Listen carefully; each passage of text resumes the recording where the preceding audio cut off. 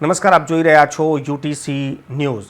ઉત્તર પ્રદેશના હાથરસમાં એક સત્સંગ કાર્યક્રમમાં ભાગદોડ મચી અને 125 જેટલા લોકોની મોત થયાના સમાચાર મળી રહ્યા છે। 50થી વધુ લોકો ઘાયલ થયાના સમાચાર પણ મળી રહ્યા છે। ઉત્તર પ્રદેશના હાથરસમાં એક સત્સંગ ચાલી રહ્યો હતો ને આ સત્સંગના કાર્યક્રમમાં કહેવાય છે કે 10,000થી પણ વધુ લોકો હતા। સત્સંગ જ્યારે પૂર્ણ થયું ત્યારે લોકો બહાર નીકળી રહ્યા હતા અને બહાર નીકળવાની પૂરતી વ્યવસ્થા ના હોવાના કારણે ત્યાં ભગદડ મચી ગઈ અને ભગદડમાં મહિલાઓ, બાળકો સહિત 125 જેટલા લોકોના મોત થયા છે।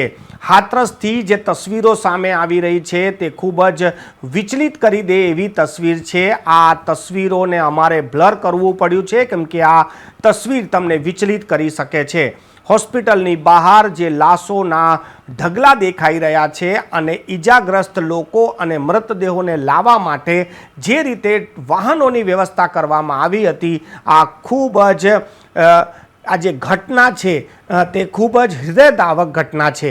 કોઈ પણ વ્યક્તિ જ્યારે આ ઘટનાને પહેલી વખત જોવે તો તેનું કાળજું પણ બેસી જાય તેવી આ ઘટના છે। ઉત્તર પ્રદેશના જે મુખ્ય પ્રધાન છે યોગી આદિત્યનાથ, તેને પણ આ સમગ્ર મામલાને લઈને ટ્વીટ કર્યું છે અને અધિકારીઓને કામે લગાયા છે।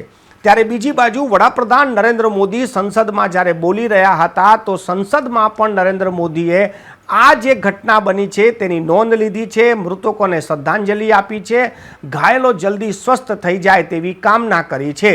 આ ખૂબ જ દુઃખદ ઘટના બની છે અને મોટી ઘટના બની ગઈ છે ઉત્તર પ્રદેશમાં, જ્યાં 125 જેટલા લોકોના મોત થયાના સમાચાર છે।